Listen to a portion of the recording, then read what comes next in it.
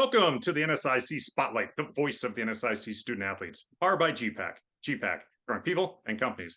I'm your host, Nick Corner, Assistant Commissioner at the Northern Sun. Today, we're joined by the national champion, Chase Lensman of the Upper Iowa Wrestling Team. Chase, thanks for joining us on the Hey, Spotlight. thanks for having me. All right, we are less than a week removed from you winning the NCAA Division II National Championship at 165 pounds. Has it finally sunk in yet that you're national champion? We're I'm kind of riding that high a little bit right now. But yeah, I think it's been a few days now. It's kind of sunk in, but the whole experience has just been absolutely surreal. Yeah, and that experience, you're from Monticello, Iowa, just under an hour away from Cedar Rapids, where the championships took place.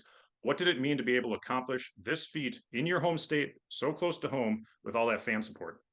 Yeah, it meant everything. It was so cool. Just being in Cedar Rapids, I remember spending all kinds of time there in high school, and just couldn't have drawn it up any better. Talk about that family support and just being wrestling around your hometown. Yep. So, uh, I mean, my entire family was there. And it was just incredible. The whole Monticello community was there as well. Just flooded all weekend with texts of encouragement and congratulations and just support through the roof. National championship match. You get to pick your walk-up music. What songs you pick and why? So I picked "Sweet Dreams" by Marilyn Manson, and I just thought that song just kind of I don't know. I thought it was awesome. I thought it was super cool. Kind of embodied me. I liked kind of the slow walk up just to kind of be in the moment. And Speaking about that championship buildup, like you said, you didn't come and sprint into the mat. You kind of just walked up. You had all afternoon to think about it. Talk about that afternoon and the lead up to the match and what was going through your head. yep. So I've been telling a few people actually that uh, for me the hardest part of the entire tournament was the time after the semifinals match and before the finals match. That was just the time where nerves were highest, and I had to find a way to kind of settle down and kind of calm my nerves a bit. But I was able to do that just by relaxing, hanging out, talking with some guys on the team. All right, so let's get to that championship match. You faced off against number 8 Hunter Mullen of Western Colorado. What'd you know about him going into that match? um, it's a good question. So I actually really didn't know anything about him. I've never wrestled him before or anything like that. Hadn't seen him any tournaments or meets prior. So the only thing that I did, and the only thing my coaches were telling me was if I just wrestled how I had the first three matches, going in feeling good, staying on my offense, that things were going to pan out pretty well, and it looks like they did. All right, so start off the match. Didn't go quite the way you wanted. He got an early takedown. What was going through your mind after that? How'd you react?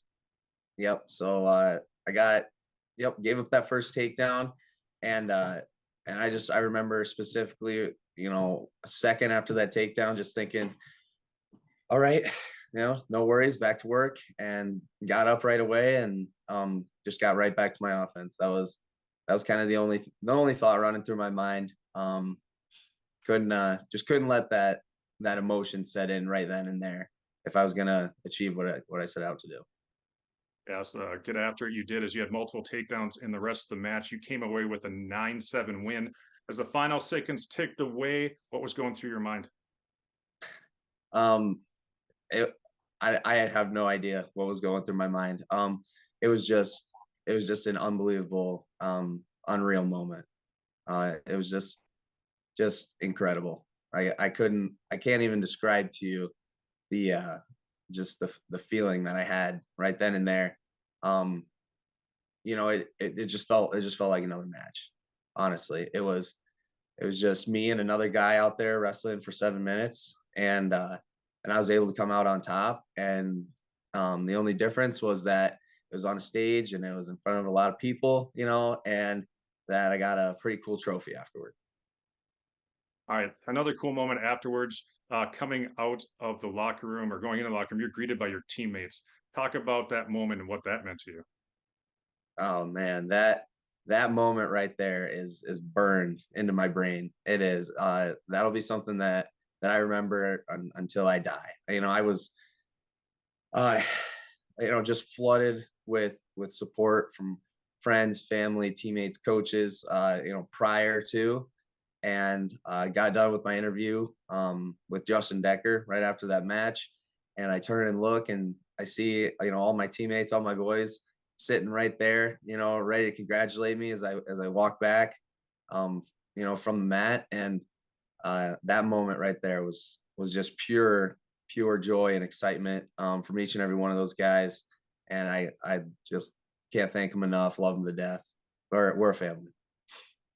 All right, so now you're a national champion. Got to ask, what advice would you give to a young wrestler to help them in their development? Yeah. So my number one advice that I can give to like young wrestlers is just focus on getting better at wrestling. Each and every practice, just improve one small thing at a time. It all adds up. All the small things. They really do. It takes a long time and it's a lot of work. And many days it doesn't feel like it's gonna pay off, and it doesn't feel like you're doing things that are gonna make that big of a difference. But coming down the road, and you get an opportunity to do something like I did, you'll realize just how much those little things do add up. Some great advice just to get better every day. The little things add up. Chase, thank you for your time today. That's going to wrap up this week's show. Thanks again to our sponsor, gpac. Best of luck to you and the Peacocks down the road. Thank you very much, Nick.